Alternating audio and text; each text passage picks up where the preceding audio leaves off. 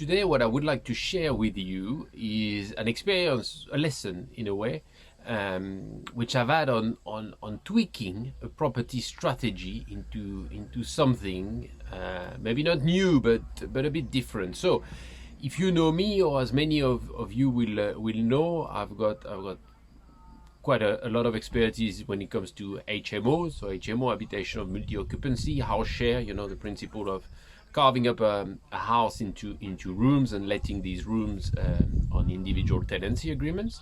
And the way this works really is that people usually pay a fixed rent. Especially if you deal with professionals, students might be a bit of a different setup. But if you deal with professionals, when you let a room, they pay a fixed amount per month or per week, and that is fully inclusive.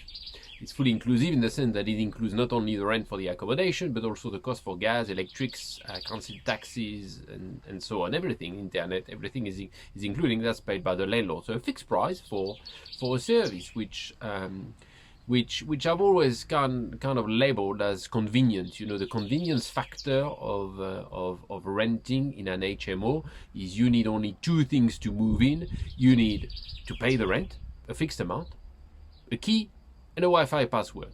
That's three things. Okay, so money, rent, Wi-Fi password, details to connect, and a key.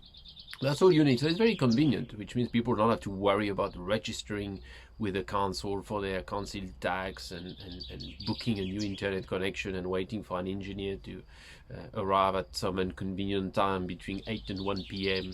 time slot. Anyway, so and one thought I've had for a long time is been, how could we apply that to other type of property rentals?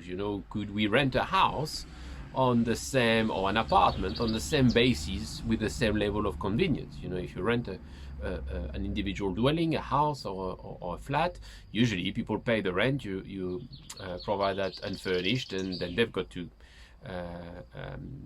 sort out their own bills and utilities and so on. So anyway, I was forced to try a mix of both.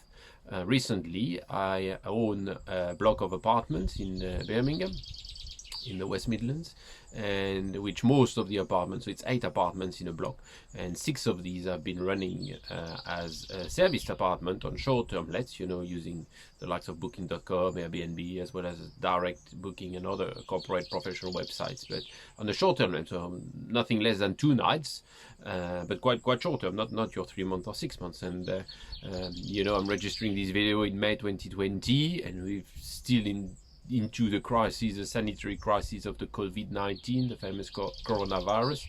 And of course, excuse me, of course, when the crisis hit at the beginning of March, bookings for short-term accommodation just dried out, just disappeared. The calendar was just empty, which was quite scary. So the decision was then, okay, what do we do then? So we had no idea how long the crisis would be, what the aftermath might be. So in the spirit of my mentor, one of my mentors, that always says, hope for the best, but plan for the worst. Daniel Hill, to mention him, always say that. Hope for the best, but plan for the worst. So I took that on board. And I said, all right, we've got no idea of how long this calendar is going to be dry. Could be a week, could be months, could be years on end. Who knows? So we've got to do something quickly. So I decided to pivot the model, and we went to the open market, offering now these apartments fully furnished, fully equipped, on an inclusive basis to the rental market for mid to long term on a short old tenancy agreements, minimum 3 months, ideally 6 months. And we said, let's test the market. Initially, I thought of doing a fully inclusive price with the bills and so on, but that was pushing up the price point quite high.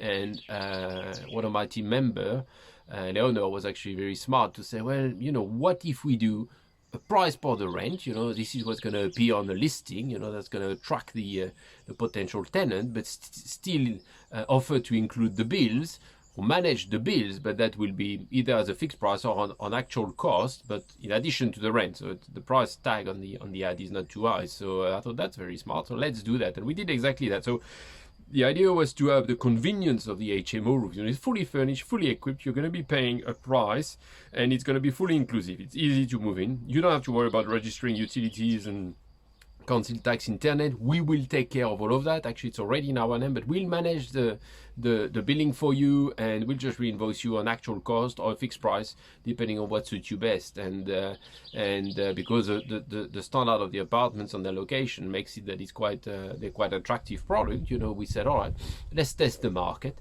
Let's see what price point we can get.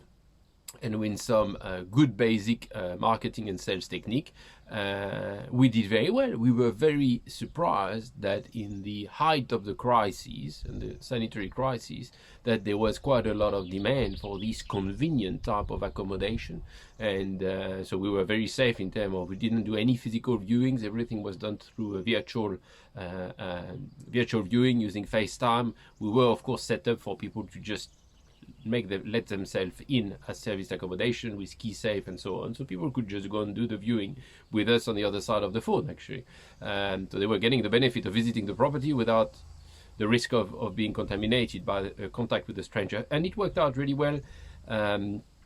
And managing, of course, all the checks to move them in. We managed to move two apartments in April. We've moved another one in May, and the last two will be moving in June.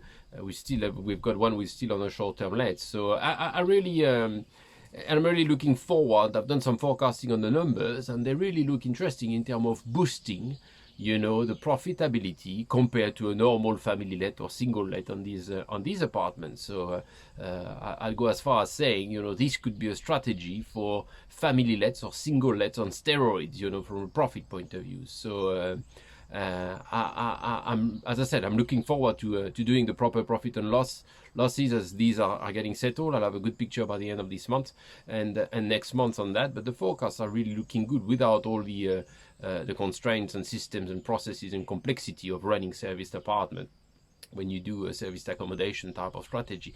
So this is really what I wanted to share with you. Is this a new strategy? Maybe not. Maybe others have been doing that. And by the way, if you're watching this and you're thinking, well, I've been doing this for a long time, it'd be great if you could share then your experience, what your thoughts are, what the pros and cons on your learnings, who might be greater than mine, would be. And if that's something you've never considered and you're thinking, hey, maybe I've got a few properties where I could try that, that'd be great if you can let us know as well. If you've got any comments, any questions, any things that I might not have mentioned and that you're thinking, hey, Sebastian, have you considered this? And what about that? And how did you go about so and so? Again, please put a comment.